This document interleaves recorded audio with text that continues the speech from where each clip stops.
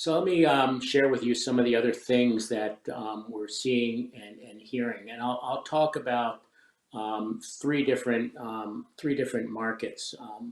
I'll talk about the affordable housing market, the luxury rental market, and the office market as we see it in New York City, and what we're hearing from other owners and brokers in the market.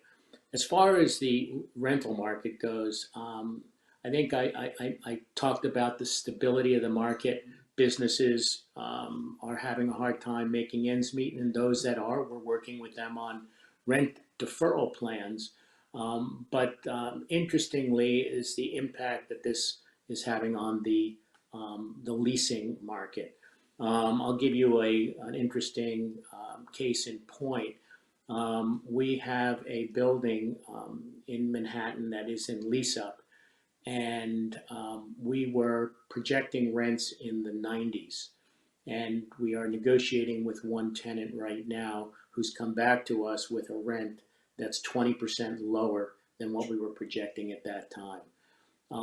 And one could say, well, let's wait and see, and maybe the market will come back. But if you look at the recessions that we've had in the past, rents have fallen from the beginning of the financial crisis to the end of the financial crisis, which has spanned 2 years. Rents went down anywhere between 20 and 25%.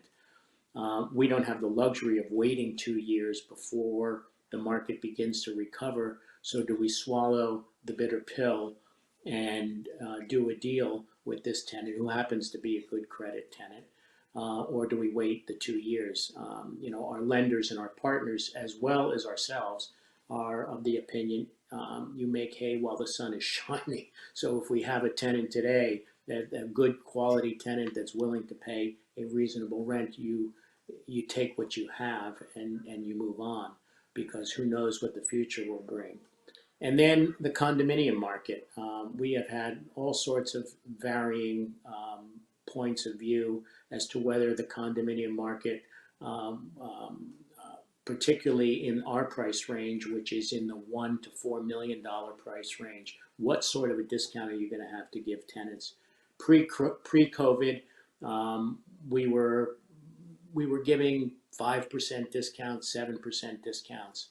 We've heard that today tenants are expecting a total discount from asking price of anywhere between 10 and 15%.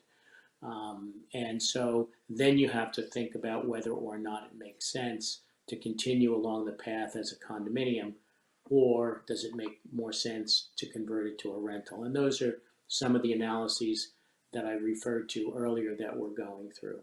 So where does that leave us today?